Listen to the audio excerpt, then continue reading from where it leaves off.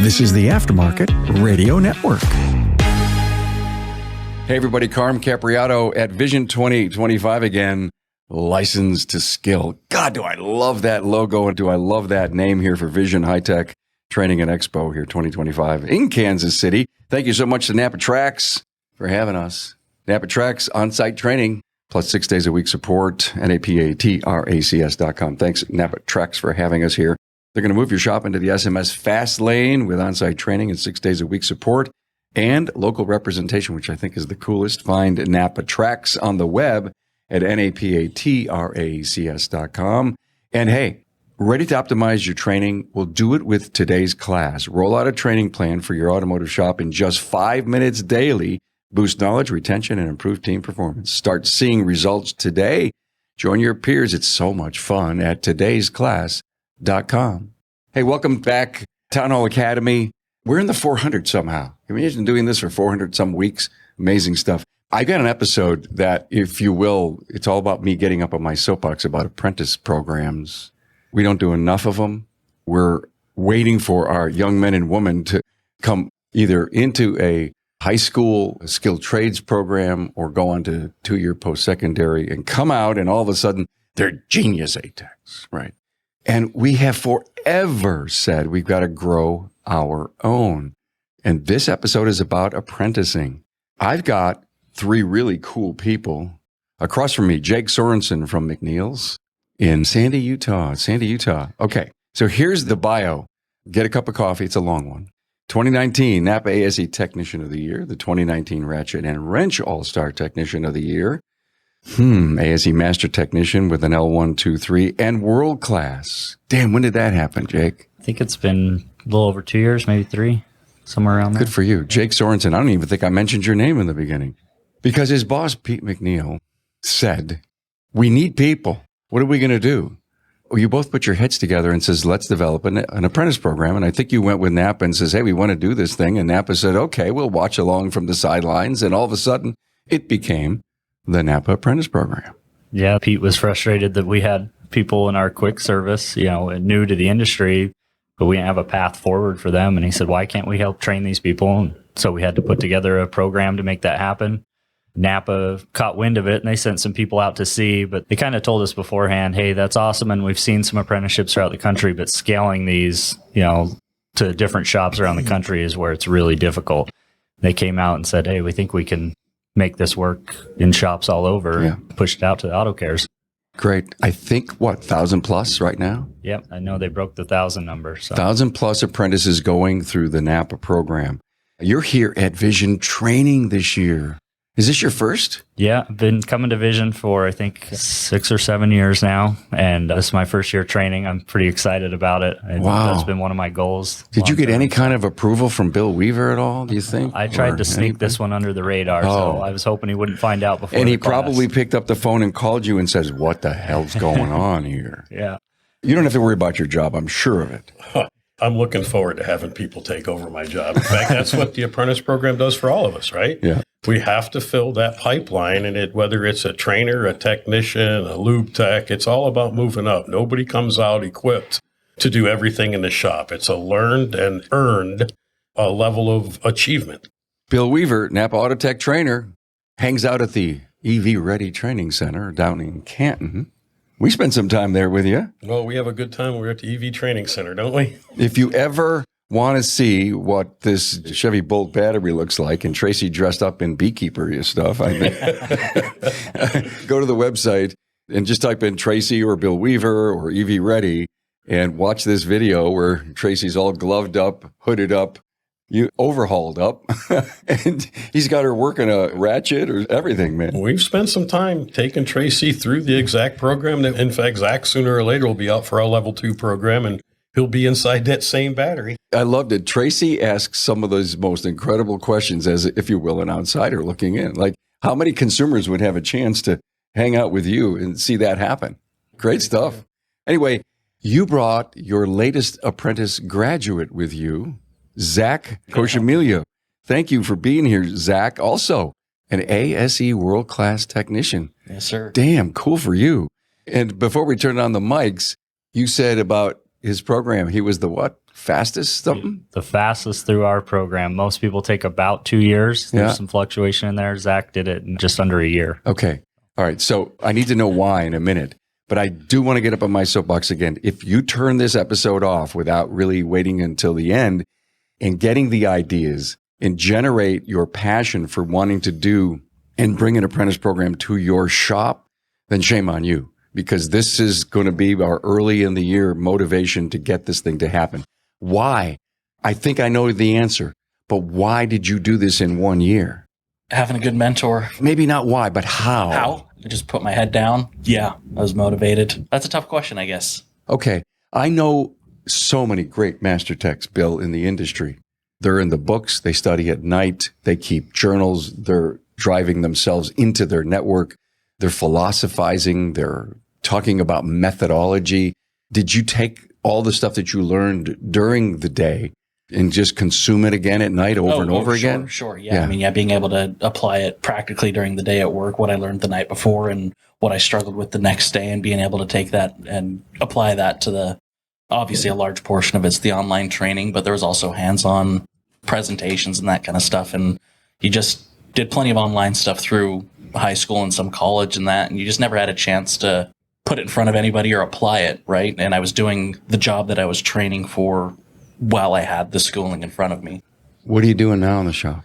Most of what I do is diagnostic work at this point. I still definitely... How long have you been in the industry? Professionally as a career, about 3 years now. That's cool. I love this. Explain to me how 2 year, I'm hearing you don't have to be right out of school to get into an apprentice program. This is the part I think that's great about you, Zach. In the industry a few years, you hired him and you threw him through the apprentice program. And maybe that's why it took a year, because you've already actually been under a hood. Yeah, I was fortunate to grow up around it, but I never pursued it as a professional career. I had some experience with restorations, but nothing modern. And so I was fortunate to have my hands in it all. But I would say the 90% of my understanding came once I started working with McNeil's and doing the apprenticeship. Jake, could you keep up with his input, how quickly it was happening? Half the time he'd tell me he finished all the training. I'd say, okay, well, we're supposed to retain that, right? Slow down, do it again. And then I realized, no, he knows that he's got it set. Wow.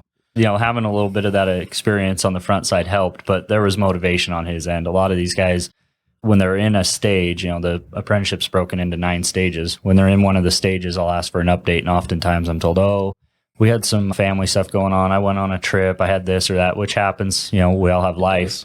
But when I would ask Zach, how are you coming on that? Oh, that's done. Okay, well, that's how we're going to get done with this thing real fast. He had a lot of motivation on his personal time to get this stuff done. A mentor at all? Did you have one? No. Of course, this guy. Would you have normally assigned a mentor? No, this guy was obviously by my side the whole time. And okay. He anytime I had questions, and that's a big part of it, the help. Obviously, it's self-motivated, but having him there to somewhat keep you accountable and make sure that things were on track. Bill, what do you think of doing this in a year? Well, there's some color I'd like to add there, and it's a question for you, Zach. Oh, boy. As a younger man, and we all go through our stages, we'll call them, how did you motivate yourself to actually get that discipline? Because you're rather on the younger side to develop that discipline, and honestly, that's what everybody needs to take away from it.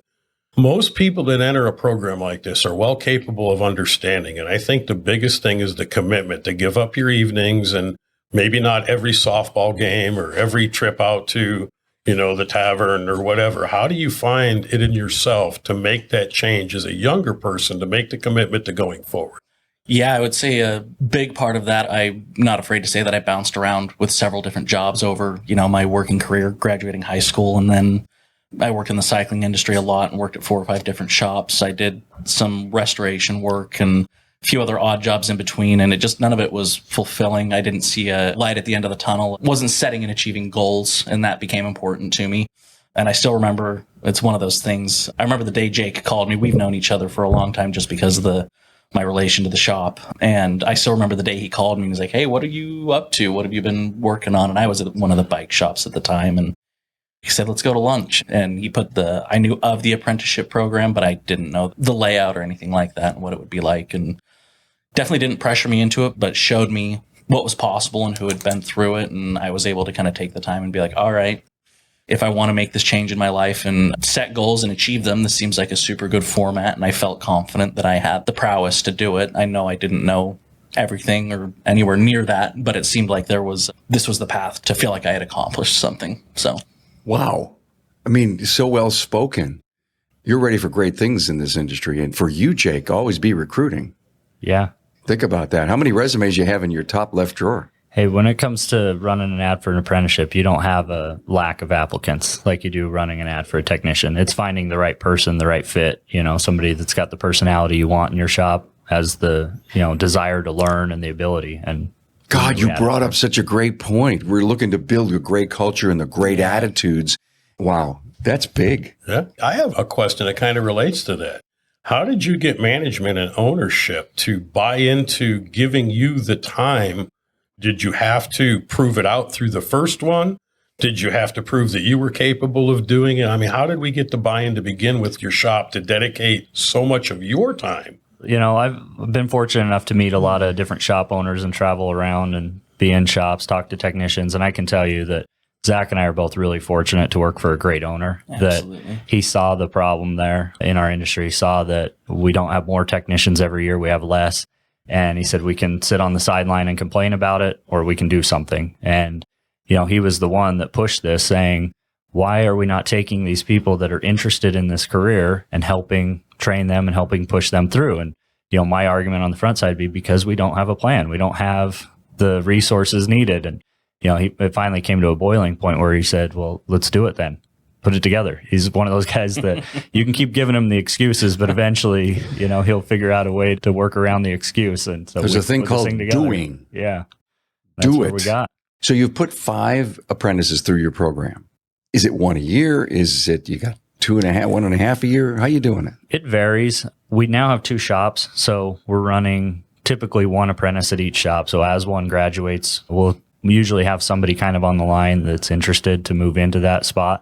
One thing I'll say, I always hate listening in on some of these podcasts and stuff where everybody paints this rosy picture where everything's perfect and there's no problems, right? We've had a few that didn't work out, and it's going to happen, and that's one of the arguments I get from a lot of shop owners is, what if I train these people and they just take off and leave? But what if nobody out there trains these people? Then what do we do? Yeah, not to have anybody. We're going to have the highest brick wall to climb to fix people's problems, minimize comebacks, do the job right the first time. It's going to be a nightmare. Yeah. Well, and set this thing up right. You're going to benefit from these apprentices throughout their apprenticeship as well. The front side, it's not as much, right? You're investing heavily on your end and their abilities are limited, but there's a point where you cross where they're producing a lot more. The quality of work's a lot better. The mentor doesn't have to spend as much time helping or training, and it's profitable for the shop owner at that point. So yeah, if they do happen to leave or it doesn't work out on that one, let's find the guy that does work out. What if they don't leave? Yeah. Wouldn't you rather have a highly trained technician in your area that you installed into him the shop policies the way that it's supposed to be? You know what I heard, Carm? Anybody who's thinking about doing an apprentice program, it's a stool effect. You have to have 3 legs on that stool in order to balance it. If management, mentorship, and the apprentice itself don't all agree on which way the program should run, how we should implement it, understanding the losses up front, the gains in the back, I think that's why a lot of the programs were unable to scale. Yeah. They did not think about the big picture. And as we go farther into this business, we are changing, I would say, probably the style of owner that we deal with. And I think they're a little bit more cognizant of how the investment has to be made in not only equipment, base space, advertising. Human resources in our industry is a larger pull on percentage of income than probably in most other industries. We have to hire specialists. Thank you for everything. I got $20. I'll give it to you later. It's already in my pocket. Thanks. No. Thank you. Something I wish other shop owners would understand or see is, I'm pushing this apprenticeship thing for selfish reasons as well, right? We need technicians in our shop. If every shop around me starts an apprenticeship, they train somebody, they get a person in that position that's doing well, they're not hiring from the pool out there anymore, right? It just helped me. So we need all these shops to start producing technicians, helping, put in their part. I got to know something. Young people that are coming out of a 2-year school, and I'm trying to zero in on how Zach did his 1 year, and they come in and they know the automotive, depending on the school. would you put them through a program and maybe watch them finish in a year? Or would you just let them come in, assess them, and then decide what to do? Because in my mind, it almost seems like a 2-year school, post-secondary, college level 2-year program could so benefit from going through at whatever pace they want to go through an apprentice program. What do you think of that? I have a lot of experience with tech schools, so I'll be very careful here. It does depend on the school and the instructor. It also depends on the population of students that are in that program. There is a lot of wasted time in automotive programs because the candidates aren't correct for the program. And that causes frustration and lag in learning. So a lot of 2-year programs that are out there, we're getting, 20 to 30% that are actually retaining. And I know this is hard to hear in the industry, but we all know it's true. We get 20 to 30% that are retaining the information they got. So if you're going to start an apprentice program and they're confident in their 2-year degree, why wouldn't you make them go through that program and show me you can finish it in 6 months? Because most of it should already be here. That's why I thought about this. You did this in 1 year because you had a little bit of been there, done that, but not to the degree that, and I think it's a brilliant idea. Jake, you bring them in, you give them the 2-year program and you watch them and you see if they can do something like a Zach did. Yeah, I'm a big proponent of the trade schools and we need more education, but there's limitations. And I think we've tried to fool ourselves on what the trade school is. These guys go into there, like Bill said, a lot of them, it's not the right field for them. Maybe they're not even truly interested in it, but somebody's pushed them. Then the whole time they're in the program, they're told, hey, you're going to make 6 figures. And they think that's the day they graduate. Yep. They have debt when they leave the program. They don't have tools yet. They haven't built up that tool collection. That's really hard for a shop owner to hire somebody with 0 experience, has debt, doesn't have tools, and bring them in day one with high pay expectations. So that's the problem that we've seen and that we're fighting with that.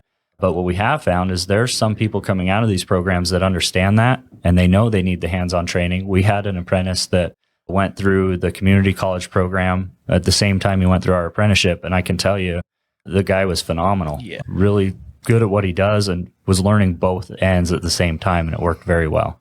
Let's face it, your shop management system is the single most important tool in your shop, period. NAPA Trax was built from the ground up to make your business more profitable and efficient. We provide an extensive set of tools to increase and track profitability in real time.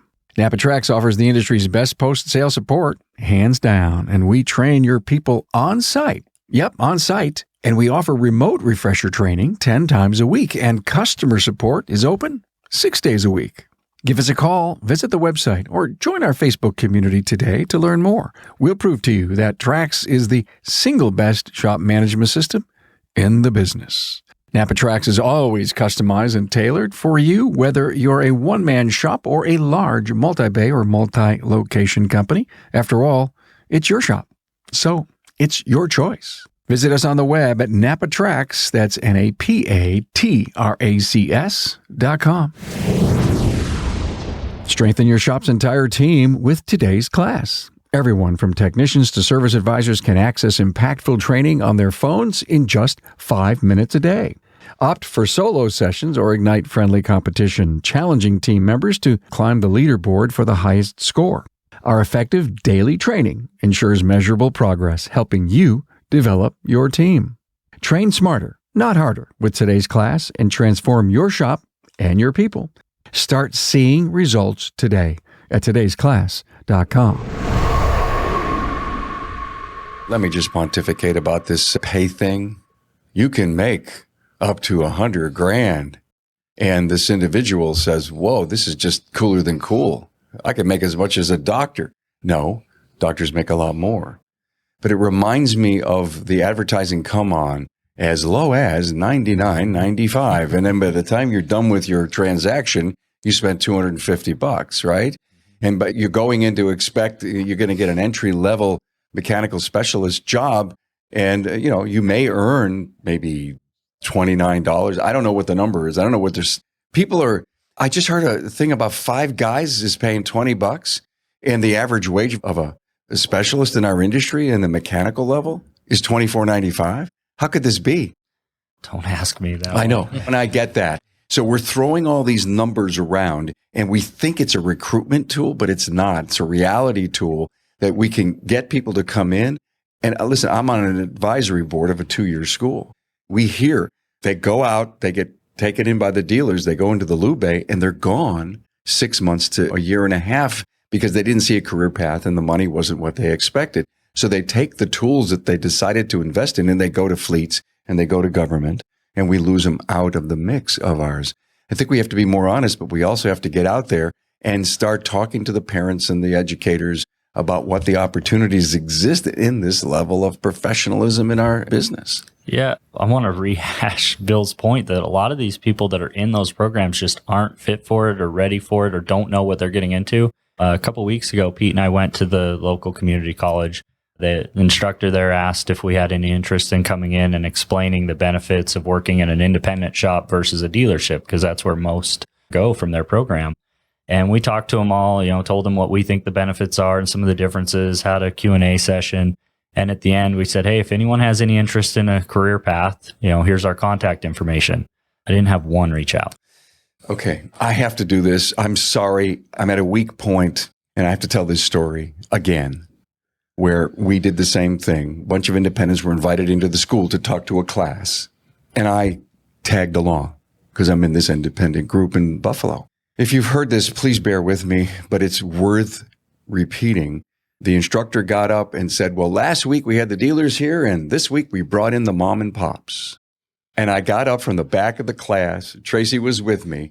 I jumped up there and I said, Bob, I got to say something. And everyone in the room knew what I was going to do. And by the time we were done explaining this power of professionalism, the years in business, what they're paying their people, the continuing education that goes on, the beauty and the glory of working on all these models, which I think is better than just focused and lazy in one particular brand, he said, I'm sorry, Carm. So we had to prove a point. It's great to say that he wanted to come in and have these professional independents in, but a lot of the people that are in these legacy training positions in our colleges out there really look at the independents as mom and pops, and we're not bodegas. Well, and a lot of them too, I don't think we're going into this industry at all. When we were asking them what they're doing or what they're interested in, a lot of them said, I just wanted to learn how to fix my own car. It's nothing they want to do as a career path, but that's who we're training and trying to move into this career, right? Today's technicians, it's, if you're going to speak truth, you need to realize the aftermarket technician, it's probably one of the hardest jobs on the planet. When you think about all the knowledge that has to be accumulated, then if you're going to be a technology specialist, the added that goes along with it, like Carm said, all makes, all models, you never know what's going to come in. It might be a restoration. It might be a lawnmower. You have no idea what's going to come through that door. The ability for a manufacturer to come in and sweep somebody off their feet in a tech school is very easy. And then they stagnate them in the lube bay. Nobody mentors them. They are just put off, and it just turns them right out of the industry. Well, and we've talked about mentoring before. We need to do a better job of mentoring people into the industry instead of right out of it. I agree. Look, is this online? Is it hands-on? Give me an overview of the program from your perspective, Zach. I think a big part of, you guys were mentioning, these guys don't know what they're getting into as far as if this is a good fit for them. And you can go through this schooling, and I haven't done any of the secondary.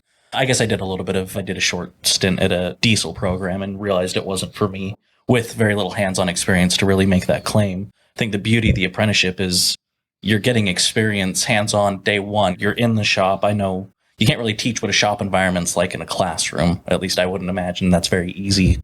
And that's a huge part of the career, right? You can learn the technical stuff. But anyway, so you're exposed to that stuff from what I would say is day one, which is huge. It's a mix of hands-on because you're obviously through the apprenticeship. You're there every day. You're working on cars, whether you're in the lube bay, which I did my time there, or you're in the back shop starting to do basic repairs and that kind of stuff. But it's a healthy mix of online and in person. So most of the online stuff I would do at home. Sometimes during the day, if I didn't have a car in my bay, it would be a little bit there at the shop. But how much is online? What percentage of training, or all of it's online, and then you come back and then you do practical? How does that work? So obviously the big portion of the training is the hands-on in person in the bay everyday experience. But then as far as the training goes, they're supposed to go to instructor-led training, and it's In the later stages, they have to go to at least one 4-hour class through each stage. The online training varies from each stage, but it's roughly 100 hours per stage of online training that they're supposed to do. They've also got a portion where they do a demonstration to the mentor. So let's say that that section is about steering and suspension. They're supposed to go research something they feel like they didn't learn enough about or need to know more about. They're supposed to research it on their end and explain it to the mentor as if they're trying to teach the mentor about it, right? To learn more. Yeah, and I can't emphasize that's one of the biggest takeaways. I have several. I remember I did one on alignments and understanding alignment angles and their effect from the driver's position. And you learn about that stuff in the course online, but to make yourself understand it well enough to then repeat it to somebody else, that's helped me immeasurably. When you teach, you learn. Yep. And I still have the study tools that I used from that I can reference if I ever come up with a question, because inevitably you can't remember it all. But yeah, that was a huge part. And I would encourage anybody that does it to take full advantage of that aspect of it. I can tell you as a mentor too, you research and learn it as well, because you don't want this guy coming and telling you things you don't know already, So it's good on our end as well. Yeah, you don't want to say, oh, really? Yeah, I knew that. You should tell me that a little bit deeper. Let me see if you really get it. Yeah. And what were your resources? Yeah. Show me how many clicks it took to get there. Go show me that. Can you copy that URL for me? That's it, though. It's the whole shop is benefiting, learning, improving. You say it all the time, but the rising waters raise all ships, and that's the apprenticeship does that as well. Are you proud of where you guys have taken this apprentice program? Yeah, I look back at when we were building the program, and I can tell you I'm not the guy that has vision out to the future, to say, oh, this is what's going to come of this. I thought, hey, we'll train up 1 or 2 guys that hopefully can help us out here. And when I look back on what we've accomplished and what these guys have accomplished, it's insane to me. If you told me that we were going to bring somebody in the amount of time that Zach's done it, that's going to help take stress off my plate, taking diagnostics, taking the difficult vehicles, I would have told you that's not possible, that it takes a lot more experience. But this guy, the cars I've seen him take and the problems he's solved with no help, it just is mind-blowing to me. You just have that built-in thirst for logic, diag. You found kind of I crave it. Did you know that going in, or did you just watch him bloom? Zach's part of the family, the shop owner, and so I've known him for a long time, and I've seen him and knew that he had a logical mind. He can think through things well. I didn't know how well it would apply to what he's doing now, but I knew he had the ability to do big things. And man, watching his process, it's one of those things where one of the benefits for me is when I've got a difficult vehicle, having somebody I can bounce something off of that even understands, having somebody I can have that conversation with. And every time with Zach, I'll think, oh, I'm just going to bounce it off him so I can talk out loud, and hopefully something comes up and he'll say, well, did you think about this? Hey, you haven't been doing this long enough to be helping me those yet. are proud I'll be back in a minute. Far and few between, but yeah. So if you were going to set out in an apprentice program, and hopefully at the end of the funnel, you could graduate an individual who had a lot of leanings for being a diag specialist, okay? What would you do in the beginning to try to find that core individual? What kind of questions would you ask? What would you be looking for? Now, I hear you said he had a logical mind. Is that going to be the biggest thing you're looking for?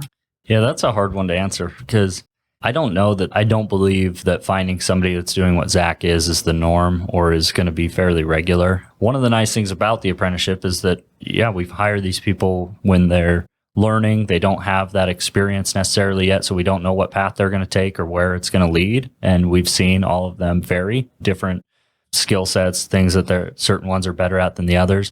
As far as the diagnostic thing, and I don't know, other than just somebody that can problem solve, somebody that can think through issues. And it doesn't have to be on the car, but when the apprenticeship, I'll tell you, there's the online training. One of the things that we realized early on was some of these guys, they couldn't get logged in and they need help resetting their password and finding the website. And guys, if you can't do that, good luck on these modern scan tools. When you've got subscriptions and you've got authentication that you have to go through and everything. So that's kind of some of the clues that you see. And you find somebody like a Zach, he's not coming and asking me these questions, and I'm going, well, are you doing the training? Yeah, I'm through it. Well, he figured it out. Okay. You had said a couple of them haven't worked out over the however many years you've been doing this, Jake, do you make the decision in the beginning this isn't going to work, or do they just fail or fall out? So usually we figure it out in the early stages. Okay. Right. Pretty early on, it's apparent that this isn't going to be a good fit. We've had a few, though, that have gotten a lot further than I expected before you realize sometimes it's an attitude thing, when they're applying and when they're in the early parts of the apprenticeship, they want to impress everybody. They want this career path. They're appreciative of what's being offered. They're trying to make this work. And then it's like something clicks. Maybe they're talking to other people. They're telling them, hey, they owe you. You're the one that's making them money and you better expect everything out of them. And it's like a personality change where they just, you realize they're not the person you want in your shop. Right. How many people do you have? So we have 2 locations. We have one at each that does mainly diagnostics. And then I float between the 2 and help out with the overflow. You're the backup. Yeah, actually, our first apprentice, Rex, is the diet guy at our other shop as well. So Rex has been doing it quite a bit longer. He came about it a different path, took a little more time to get to that level, but he's a very talented technician as well. And, we all take a different path, and his was a little different than Zach's. Do you ever pick up the phone and call Bill Weaver? Yes, I do. Hey. And what do you talk about? I say, Bill, this car's broken. I don't know what to do. I usually tell them good luck. Let me know. Hey, I can tell you, everybody in this industry is going to have to help with mentoring, right? And doing their part. And all of us are hopefully trying to improve ourselves in some aspect. Right now, for me, I'm doing some training and trying to become a better instructor, trying to understand things better. And I can tell you, Bill is a great mentor with that. I had a class I was going to be teaching on diesels. I don't work on diesels, okay? I do very little. I watched a recorded version of Bill teaching a class, and I learned a lot about the diesels, but I learned a lot about instruction, about teaching, about explaining things, taking something that's very dry topic. We're talking about chemicals and reaction processes, and I thought, I'm not going to stand up in front of people and teach this. And I watched Bill's, and I'm like, that's kind of fun. That's interesting. Well, I called Bill after, and I said, hey, that was great. There's a couple things here I do not get. I don't understand it. And here, let's slow it down. And, we're going to start with this, and then it moves to this. And wow, that's actually pretty simple to understand. So Bill's been a mentor to me as well, whether he knows it or not. And I think that's what we need more of. He's mentoring people every day. He's teaching in the EV world right now, but maybe whether he knows it or not, he's mentoring others as well. Well, I can tell you, I'm just paying a debt. These guys know the story. I had my mentor in here. Yeah, we've done an episode with you in Canton with your mentor. Please look up Bill Weaver and his mentor. It's an episode you won't forget. Got to listen to it. Yeah. Okay. What's your role in this whole thing? You describe it to our listener as an individual who wants to bring in a program. Let's just assume it's a shop owner or maybe their shop manager. How hard is the role of watching, moving, assessing, holding people accountable? I heard something kind of funny a while ago from a shop owner. He asked, how many people were doing apprenticeships and said, you got your main tech probably being the mentor. And they said, yeah. And he says, so you want to lose that tech? And I thought, whoa, hold on. We're encouraging people to do this. That was an eye opener to me that it takes the right person and they need all of the support that you can give them. You cannot take your main guy that's turning big numbers, your highest production guy, and say, hey, have this guy shadow you. And we still expect everything that you've been doing already. That's not going to work. So you've got to have the support from all angles. You need somebody that's going to run this apprenticeship program. And that may also be the mentor. It may be somebody else, right? Maybe you've got an office person that's going to help make sure the apprentices are going through their stages, doing their training, getting signed up, and then somebody in the bay. But you've got to figure out where that mix is for your shop. And it starts with finding the right fit, looking for that applicant. Again, I don't think many shops are going to have a hard time finding applicants. It's just sifting through to find the right personality, the right person that's going to work in your shop, and then get them signed up on the training. And the first few stages, hopefully you figure out if this is somebody that's going to work, this is somebody that wants it, they're going to put in the effort, and then get them set up with that mentor to move through the rest. It's a great point on mentors, but I want to stop for a moment and maybe ask Zach this. If you don't put your top person as a mentor for all the smart and right reasons, could Zach be so far into the program wouldn't it be easier for him to shadow the top person after he's gained all this knowledge so he's not asking too many basic questions? Was there a point in time he mentored under Rex for a little bit or not? Rex was at the other location. Different location, so, okay. But definitely working with other technicians, yeah. And Okay. the important part's that front side, that first few months. Yeah. At that point, they don't need to be with your main tech. They don't need to be. Have you ever involved moved there yet. mentors around then? I mean, different mentors? We've done a little bit with it. So Rex is now mentoring technicians at the one shop. I help at the main shop where Zach's at, and now Zach is helping to mentor some of them as well. So we're kind of splitting that responsibility up. One thing we've been pretty lucky to be able to do, though, is moving our apprentices between the locations, because everybody's got a different personality, right? You learn at different rates. We also get different work, different types of work, different workloads at our different locations. So what we've been finding is about every other stage, we're transferring them shops, different environment, different people, and it's been a huge benefit. I know not everybody has that ability, but maybe it is moving between mentors just so they're working with somebody different. Wow. Zach, anything I forgot to ask you or that you'd like to talk about? Go off the top of my head. I'll chime in if I can think of anything, but just soaking it all up for now. Are you happy working at McNeil's? I love Be it. careful. I love it. Be careful. I'm not scared to tell them. Yeah, it's been great. Everybody says don't work for family, but Your family. I love it. I love it. Your I really family. Is it Pete's? do. Pete's my uncle. Pete's your uncle? Yep. Wow. Yeah, it's been my grandpa's the one that started McNeil's back in the day, and spent a lot of time growing up with him working on old Volkswagens is what got me interested in all of it. Damn. Yeah, but Oh, cool. I tell many people in my life, I always thought of it was going to be a hobby. I never considered it as a career, and I couldn't be happier, and I'm bummed that I waited as long as I did. So. Wow. Thanks for being here with us. And I love the fact that you said, hey, you got to go to Vision, not to watch you train, but to get training. No, I told him he can't come to my class. Well, I'm going to sneak in there. I'm going. This guy wants training, and this is the place for it. Is it the same time that I'm doing my class? What time is it? It's Tomorrow afternoon. Saturday afternoon? Oh, Yeah. I'm going to be doing mine. Oh, damn. You're going to have to go, Tracy, and check out. Is it here or is it somewhere We're else? at the DoubleTree. They found out it was me. They said, let's Kicked him off. kick him out of here. I got it. I had the same issue. Well, you were hands on. From a apprentice perspective, Bill, do you get calls from the people that are doing this at all? I know you're specialized in EV right now, but so many people know you. Any involvement from your perspective in apprenticing? You know, the apprentice program, when I was doing the nighttime training, I was aware of it. And when we brought Jake over to start doing some nighttime training, that's where I became more aware of it. It was really intriguing. So after I looked into it, because I've, through time, and the story, I've mentored some people through there at the shop, and not at the level that you guys were doing it. Just because somebody did it for me, you try to bring them up and give them the same opportunity. You can achieve or you can not achieve. It's your choice from here. You have the knowledge. We gave you the tools. If you're going to use them, use them. If not, don't. But when you're looking for them, I go back to the commitment. It can't just be a one-sided commitment anymore.